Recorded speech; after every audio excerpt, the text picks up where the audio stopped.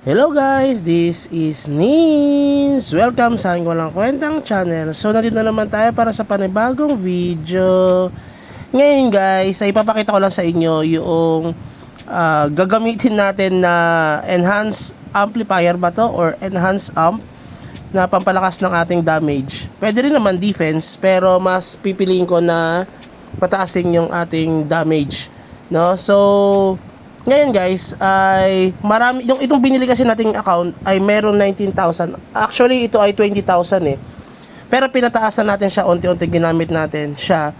Pero yun nga, medyo kinapos ako sa Jewel of Bless and Jewel of Soul. Kaya nag-ipon muna tayo. Okay, so itong enhanced up na to, nakukuha sa Kundun Trial.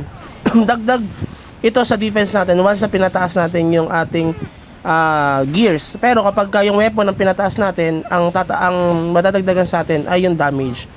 That is the reason kung bakit umabot sa 29,000 ang damage nito, ay isa sa mga factor kung bakit mataas ang damage ay yung enhanced up. Okay, kaso yun nga lang, medyo magastos siya, kaya hindi ko masyadong pinapataas, no, or unti-untiin ko siyang patataasin. So itong character natin ay meron ng kahit papano ay nasa 29 na yung plus or additional na kanyang amp, no. So medyo mataas na rin ang bigay sa atin ng attack dito. So kung para sa akin lang guys, no, kasi dito sa amp, enhanced amp, ang kailangan mo lang gawin ay pumasok sa Kundun Trial daily, tapos meron din naman binibenta dito na enhanced amp gem. Okay, so kailangan mo ng Jewel of Bless, Jewel of Soul. Mas okay sa akin gamitin ito compare doon sa patasin yung gear ups ko. Okay, yung addition itong mga yan, kunyari yan 39, 35, 39.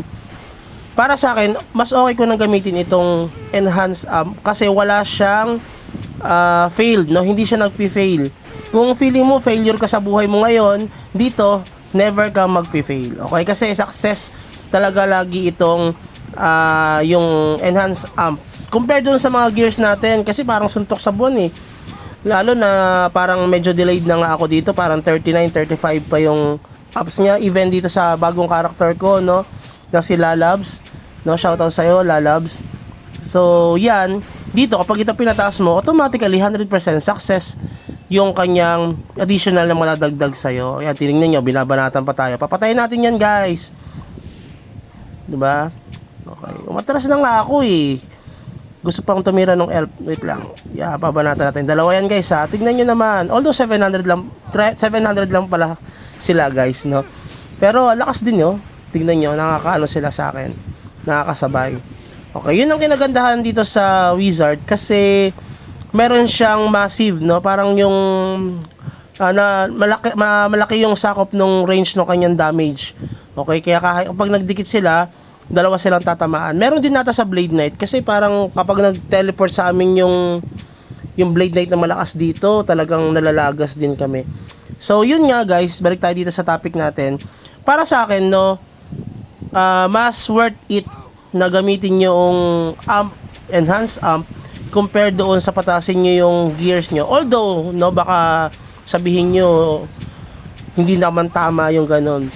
Hindi ko naman sinaset aside yung pagpapataas ng gears natin. Kaso, we need to use our resources wisely. Tulad nito guys, yung ating amp na yan, meron tayo 19,000 ngayon, 18,000 na. Patatasin na lang natin yung attack natin tsaka yung defense para dito natin kukuhain yan. Kasi nga, hindi siya nagpi-fail. Dito kasi sa mga gears ko, nagpi-fail. Ilang beses ko na kasi pinataas yan. Ngayon ay, may pumapatay sa atin. Pak! Banatan natin guys, no? So, ang maganda sa Wizard na ito guys, no, lakas ang damage niya. Compare sa Wizard ko, 27,000 lang yung damage. Ito 30,000 na yung damage niya guys. Kaya kahit pa paano ay malakas na, no? So 30,000 na yung damage ng character natin kahit pa paano. Pinataas na rin natin siya. So, kapag nagamit ko na lahat yung amp ko, baka patasin ko na yung ibang mga accessories dito kasi medyo mahina pa yung accessories niya. Wala pa akong 2% and speed. Pero baka sa susunod na yan kasi nag-iipon ako para mag-change class ng Dark Lord or kaya Blade Knight. Kaya ba guys, okay ba tong patasin tong enhanced amp Tapos masasacrifice yung pagpapataas ng gear nyo.